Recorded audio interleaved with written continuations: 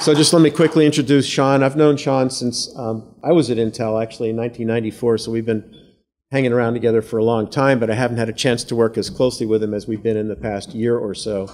It's a real pleasure. Anyway, Sean is sort of the technical guiding light behind this whole framework proposal as you see it today. So, Sean? So hopefully this will answer some of the questions that Paul received regarding kind of the vision I was looking at going forward with this working group and where do I see these new APIs and these new interfaces going.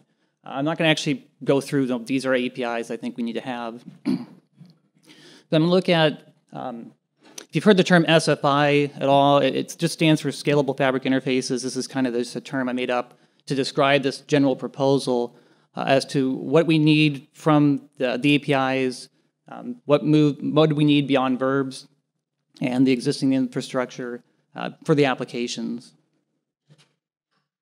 So a note that I want to make there, in our discussion in the working group, the discussion, we reached kind of a consensus that whatever is done here will be compatible with basically the upstream software. So it'll be compatible with verbs, with the RDMA-CM, and we're trying to find ways that you can enable these new features without breaking everything. It can support the existing apps, and the apps can selectively migrate forward to use new APIs that may map closer to what they're actually trying to do.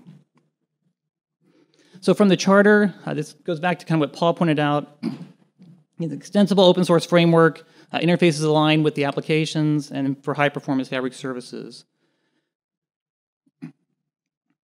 So I kind of focused on looking at that. If I break it out into what do we mean by extensible, what do we mean by the application centric APIs, and what do we mean by high performance? And really what I'm looking at with this is where are we missing from the existing infrastructure and the existing interfaces? Where does that fall apart?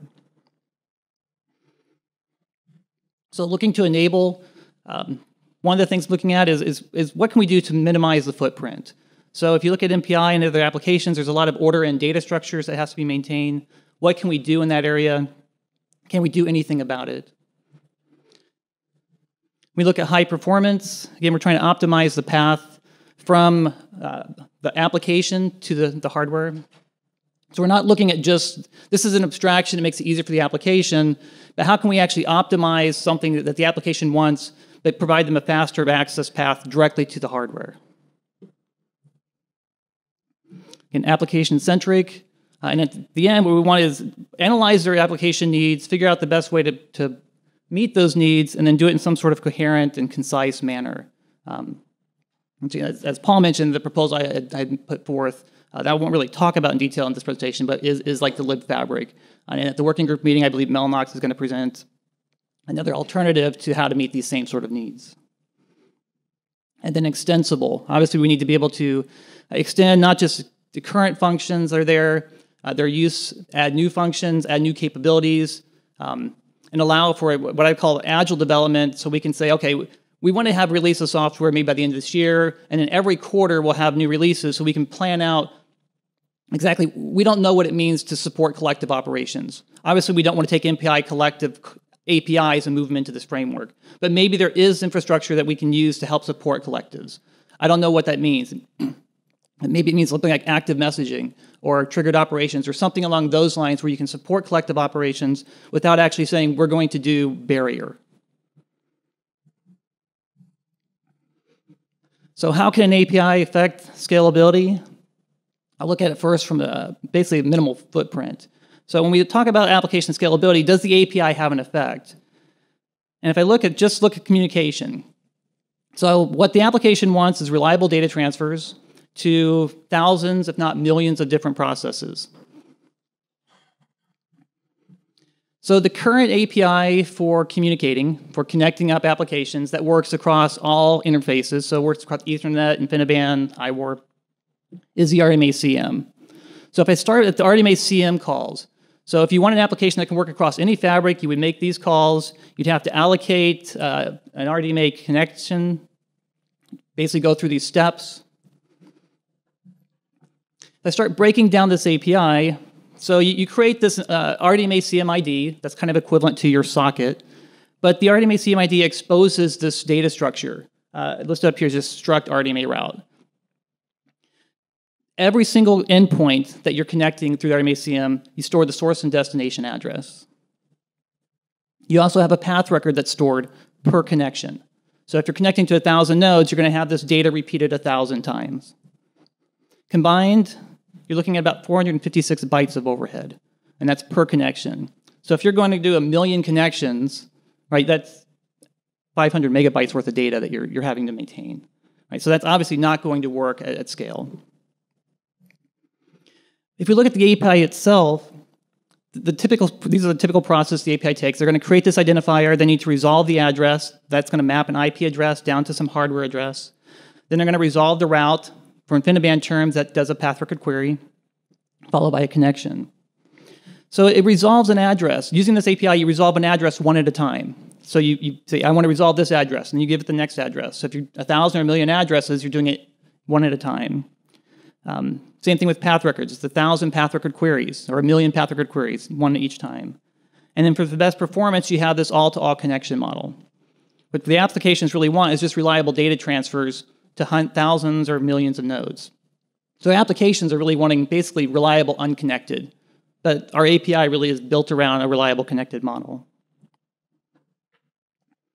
So that starts looking at, that's one of the issues we have with the current APIs. If you start analyzing what the API is capable and what the applications have to do to be able to get high performance. So we're going to try to drive the application communication models. So what does the application want?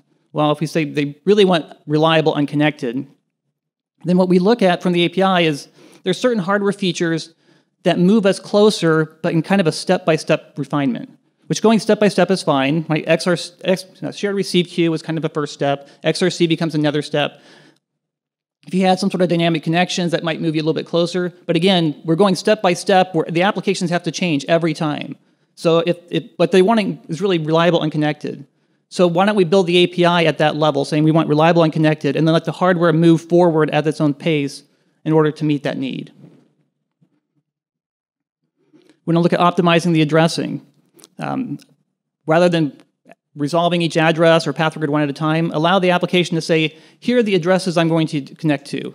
Go resolve them. Now we have the opportunity to actually maximize the performance here. We can start minimizing how much data we're having to store. We can resolve everything at once. We don't have to do one ARP at a time. Maybe we can do some sort of underlying, like a pseudo-collective type operation. Say, okay, these are the addresses I want. Give me all the data for these addresses. I'm trying to minimize all of the overhead, even communication, even internally in the system. So if we looked at like the InfiniBand ACM, InfiniBand the Scalable SA work, all that will end up caching some of this data, but we still have to contact it locally, one request at a time. And then we look at different topologies. Different topologies have different requirements. And because of the way the APIs are designed, we have to really assume that nothing.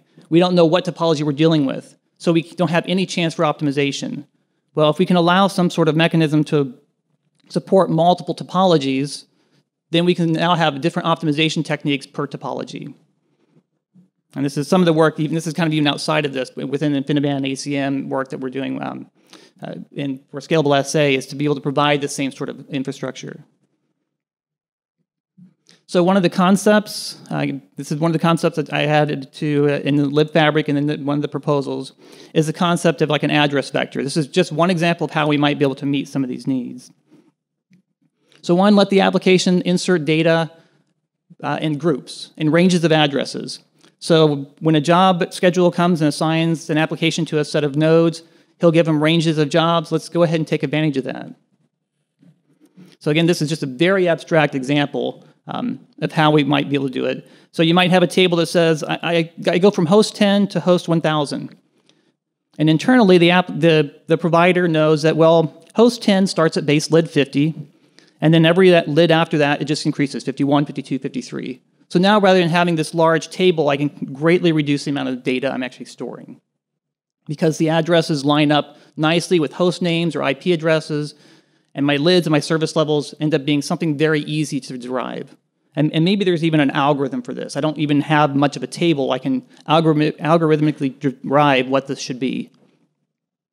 In terms of looking at how we store this, so we can store this information in an address vector Maybe we let the application specify by index who they want to send to. So they say, I want to send to index 1000. Maybe that index 1000 to them maps to rank 1000. And in this case, we just look in this table, figure out where we're going, and then we can do the transfer underneath. We don't have to store, the application doesn't have to store large number of data structures. Maybe they can just do an index. Or alternatively, we can allow a handle. We expose a handle to the application that they can then return back. And in this handle, since we're not defining what this handle is, maybe the handle provides some sort of encoding of the address. For example, if I give them back a 64-bit handle, in that 64-bit, I could have the service level encoded. I could have the lid encoded. So when the application says send to this address, I don't even need to do a lookup in the provider. I just take the address, parse it, it goes right to the hardware, and I know exactly what I need to do.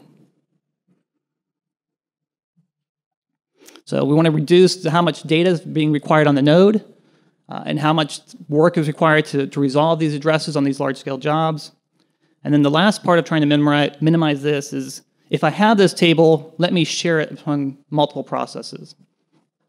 So if I have 1,000 processes on my node, or 100, I don't need 100 copies of this table. Let's define some way in these interfaces to say, I want to share this data with these other 50 processes that I'm running with. So now I have one copy of the table.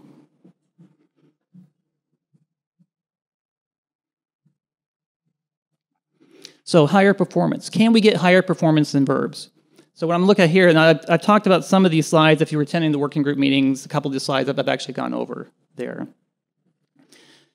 So I break down the application. Let's just look at what it looks like to do a send above verbs. So these are the data structures an application has doing a send. They have a scatter-gather entry that they form into a list, and then they have a work request structure they have to post down to verbs. What the application's wanting is the application says, here's a buffer, here's a size, and here's my context for asynchronous notification. So the application just has these three fields, and again, this is a very simple case, that they want to do, but they're given this large amount of data structures they have to fill out. So they really want to provide 24 bytes of data, but they have to allocate 88 bytes of data on the stack just to post the work request. And what we find is that because of the overhead of allocating these work request structures in the stack and formatting them, MPI actually allocates them onto some sort of internal buffers and then reuses them. So what else does a work request need? Well, they could be linked, so there's a next pointer that has to be set to null. There's a scatter-gather list from the work request that has to be linked, so we have to say this is a scatter-gather list for this work request, this is the number of entries in that list. We need to specify what operation we're performing up to down to the provider. We need to set flags, or clear them at least, make sure that the application doesn't tell the provider to do something else. So we started with 24 bytes from the application. There's an additional 28 bytes of data that have to be initialized by the application before they can pass this request down to the provider. So this is some of the overhead that you have just having this data structure and this interface to the app. On the other side, so once we get from the application down to the provider, this is kind of a very high-level view of what it looks like in the provider code. So we have a loop for each work request. We have different checks that are made. There's additional loops in between. We're switching on queue pair types. For most applications, they issue one work request at a time because it provides them the most overlap. They don't actually chain them together. Some of the kernel applications will, but most user space do not. They're going to use one. But you still take the overhead of this for loop. Again, the overloop of a for loop is you have to update, you do a comparison, extra writes to memory in order to update the pointers. They have to check the size of the scatter-gather list. Again, most applications have just one, or in some cases they'll have two scatter-gather entries because they have a message and a header combined. They have checks for the opcode. Again, this is an artifact of the API. The application can specify the opcode down to the provider, and since the application can specify it, they can put any nonsense in there they want, so you have to make sure you have a valid opcode. Queue pair type, again, the provider has one entry point for this. So this is one send call to handle every queue pair type that the application could send. Well, most applications are not going to give you a different queue pair type every call. They're going to know up front, I'm doing an RC queue pair, I'm doing datagram queue pair, and they can pass it down. They don't need to do this lookup each time. Flags. At any given point where the application calls a send, there's a good chance that the flags that are being used are going to be fixed in the code. So a lot of times the application knows what flags are actually going to be used at a specific entry point. down to the provider. So when you break this down, what you end up with, there's roughly 19 or more branches in the code between the application calling into verbs. So once it hits the verbs, down to the provider hitting the hardware. Now there could be more. It depends on which code path you're taking. If you're sending a message, RDMA read, RDMA write. But there's 19 paths in there. If you're running a micro benchmark, you're probably going to get branch prediction. So you're not going to necessarily see an impact of these 19 branches. But if an application is doing sends mixed in with RDMA writes, these branches are going to mispredict frequently. So you're going to have a lot of switching on the branches. In terms of code, there's over 100. Yeah, question? There's no reason that the library is checking for the opcode and the scatter-gather list size and all this stuff. This is typically being done at the hardware level, as far as I see. No, this is actually walking through the provider code. The provider has to do this because the provider currently has one entry point for send. Yeah, but this is something the hardware is then doing in the end. There's nothing being done at the user library level. So I'm not. So these checks are all made by the provider, and there's reasons that they have these checks in there. Yeah, they must do it in hardware. Typically. So they might have checks in hardware too, but because they have to format the work request, they need to do checks like, can my scatter gather list fit in my queue pair entry, right? So you don't overrun the queue pair. So there's different checks in there, and this is just looking at the provider code. Maybe they can optimize what this code does, but this is what the code does today. So in the provider, there's over 100 lines of C code once you post the verbs call. So there's actually a lot of code under there, and this is, again, C code. Any given code path through here, once you eliminate the branches, you're looking at about 50 to 60 lines of execution of C code before you actually get down to the hardware. So what would we do if we could look at what the applications want? Are there changes we can make to actually improve this? So one, we could optimize calls for a single work request. So that we know coming in that we have one work request, that work request has one data buffer associated with it. Or we have a call that has one work request with two data buffers. So that starts to eliminate some of the branches that we're taking. We can have operations that are per endpoint or per queue pair. Right now we have one post-send call. The send call is associated with a provider. It's not associated with a queue pair. If you looked at an object-oriented type of model, what you would have if you're developing this in C++ is you would have a queue pair with a send call. So now I know that the send call, if I have a UD queue pair, that send path is going to be different than an RC queue pair. Separate, we could let the opcode be determined by which call is made. So rather than the application calling post-send to do an RDMA write, they could actually call RDMA write as the operation. And then we know what operation the application is intending. And then the last one is, can we pre-configure the flags? Is there some way where the application, before the send call, can say, these are the flags I want to use up front, so the provider can now program those in and know that every time the user calls send, that these are the flags that apply. And maybe it has those flags already pre-converted into whatever hardware format they need, and they just need to write those flags down to the hardware.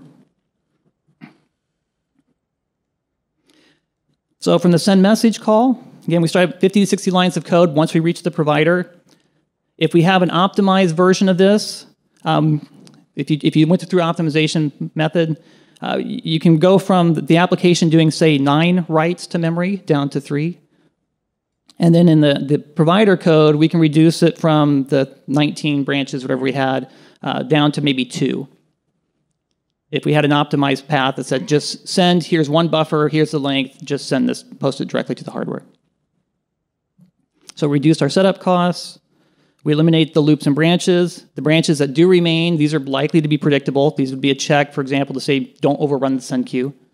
So that's a check that we would expect not to hit.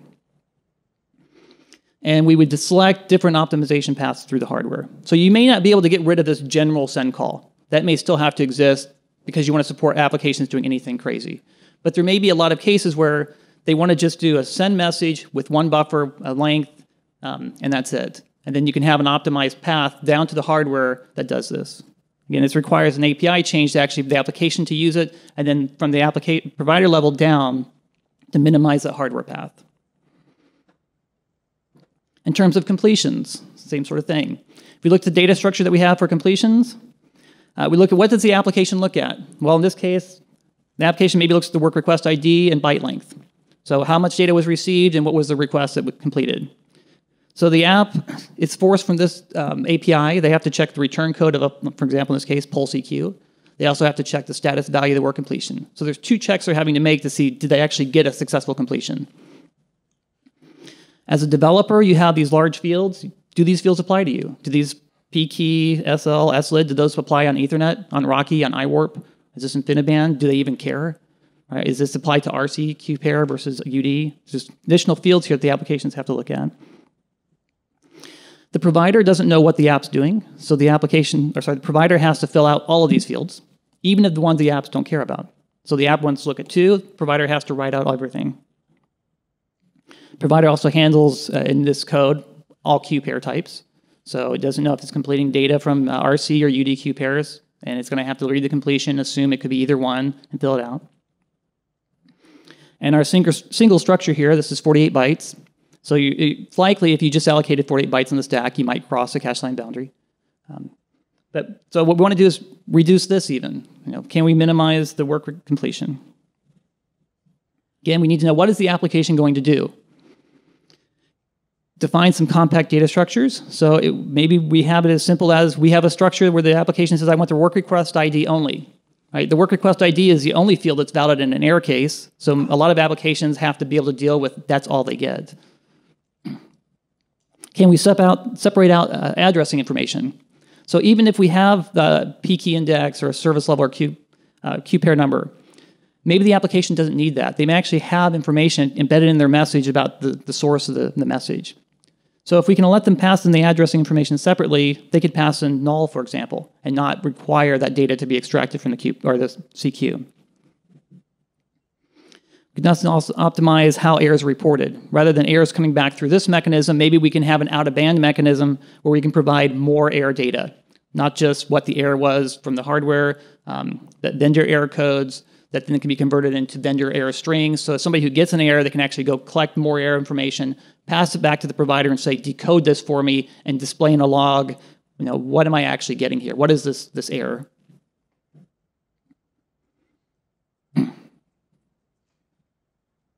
So from perspective of new interfaces, if we start with the generic completion model, when we do a read of the CQ or a poll CQ, basically it's going to split. Am I doing a send? Was this a send completion or receive completion? And then it fills out the additional data. So if I complete a send, I do an additional 4 to 6 writes of data and 2 more branches in the code.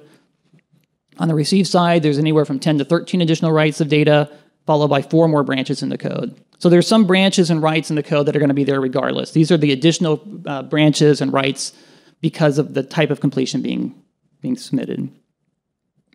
If the application can select a completion structure, in this case they want just a work request ID, then maybe we get just 1 write and no additional branches. And this becomes a very highly optimized path to the hardware. And then when I looked at this and looked at like my RSocket implementation, a lot of what RSockets is doing when I get a completion is simply to bump a counter. Well, I don't need to go up and down between the provider and the application to say bump this counter.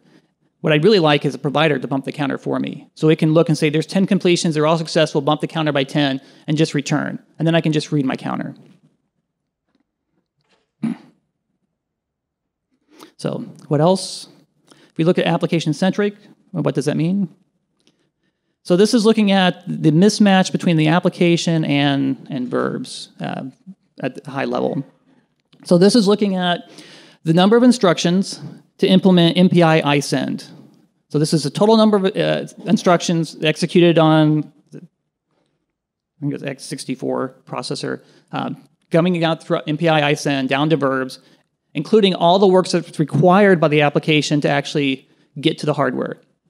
So this is stuff looking like, I have to look up the connection information, I have to check memory registration cache, get the L keys or L keys out, format these requests, post it down to the hardware. This is how much data or how many instructions you're looking at per call. So you're looking at almost 1,400 instructions from those 50 or 60 lines of C code that we're looking at earlier. So in order to reduce that, reducing that requires that we have a better application impedance match. So even if the hardware never gets there, right? We're not talking about just, okay, if the hardware never gets there, that's fine. We're just moving software from one layer to another. But if we ever want the hardware to match better with the application, we need to have an API driven down by the app. So what we've been doing in the working group is, what are the application requirements? What are they really wanting out of these APIs? So that we can make sure that we can define an API that will map well to current hardware, but also an API that can map well to maybe anticipated hardware features that you'd like to see. Like I mentioned RSocket and these counters. I don't know that any hardware does that, but it'd be nice if the hardware could, and I can envision it happening. But even if we didn't have it in the hardware, sometimes moving this down a layer in the software stack allows for the additional optimizations. Right? I don't have to bounce up and down, pulling the CQ one completion at a time. He can just process all the completions that are there without making the transitions between the interfaces and then update these counters. So obviously there's too many paths to optimize them all, but we want to select which are the fast paths of interest and then do the optimizations at that level. And then build these services around, interfaces around what the fabric needs to provide as opposed to this device interface. And coming back to kind of, I guess, the question you may have raised, when people think of application-centric interfaces, they often think this applies more overhead. And my argument is, I'll say, really a poor implementation results in poor performance, not necessarily where it's at in the implementation. But the more difficult your APIs are to use, I think the easier it is to have poor implementation. In terms of the providers, they know the best how to access their hardware, right? So they own the hardware, they know what works well, they know when to switch on, for example, share receive queue or XRC. They may have a better feeling as to when that should really occur. Again, we're talking about still very low-level interfaces. This is not talking about like an RSocket type level. You mentioned like the assembly language, which exactly what I use here is, I look at the device interfaces, I would call that assembly. We're still looking at like a C-level interface. These are still very low level. I don't know very many people who actually ever program in assembly. So even the MPI folks, I don't think program in assembly. So, almost done. So application configured interfaces.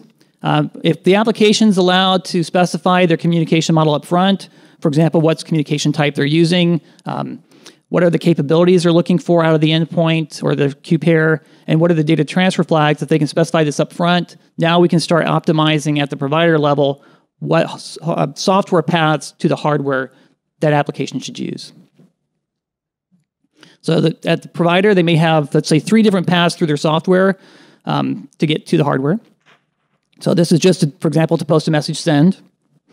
And they may have different paths through software to get to the hardware based on RDMA read-write operations. And then they may implement, here's a couple of function pointers. Again, this is a very abstract view. But they may say, okay, I have a small message function that handles inline sends. And maybe this is the case where the application says, I want to be able to post a buffer, and I don't want to have to worry about memory registration.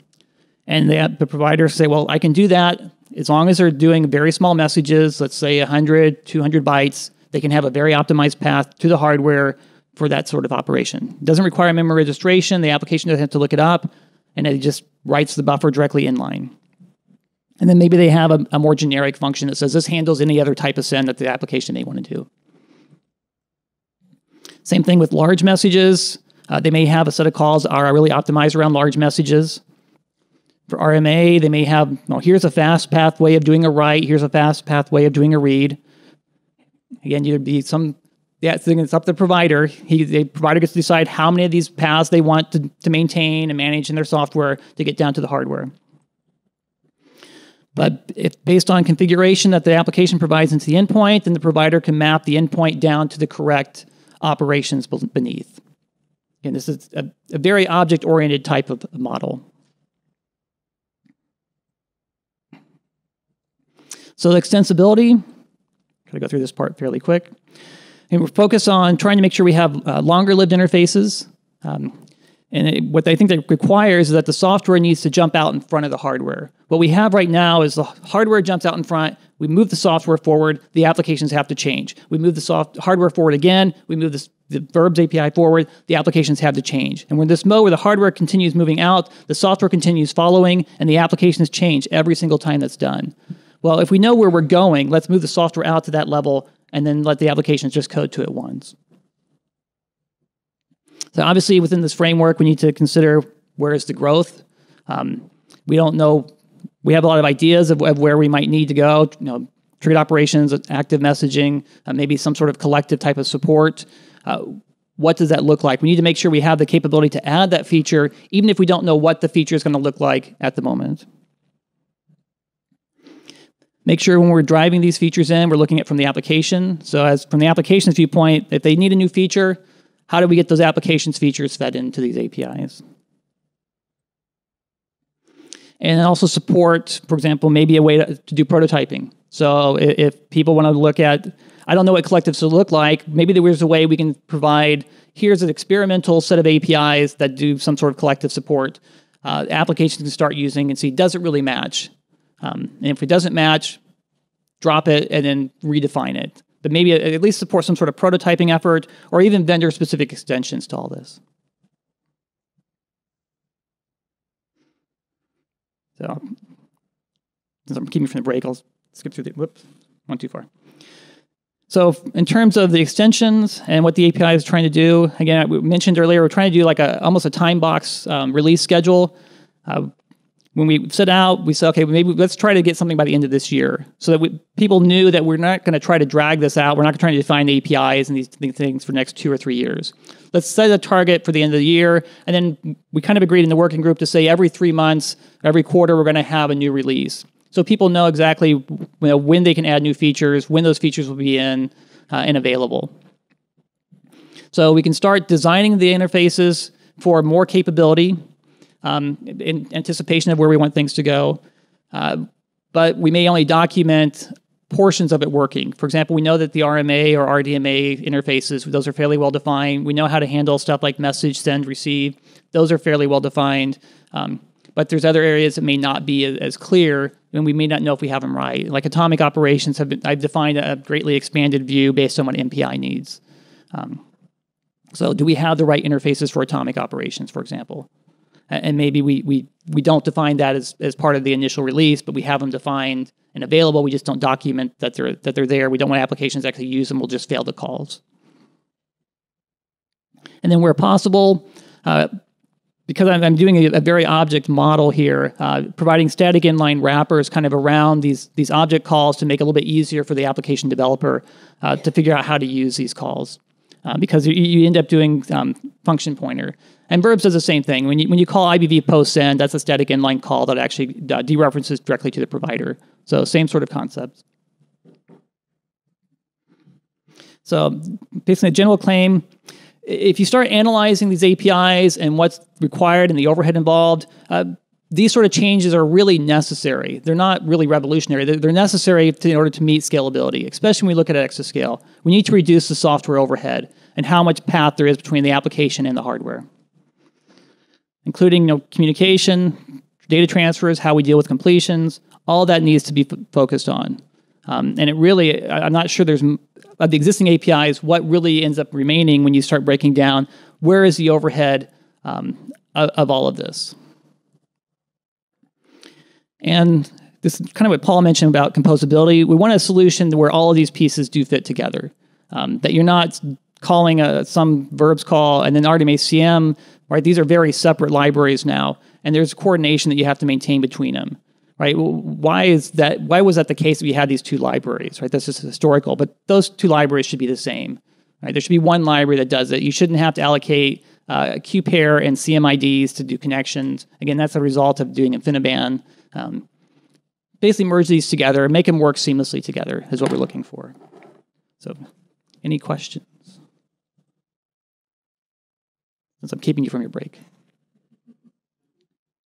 So again, if you're interested, from starting at 7 tonight, there'll be I'm guessing, a fairly lively discussion at the working group meeting.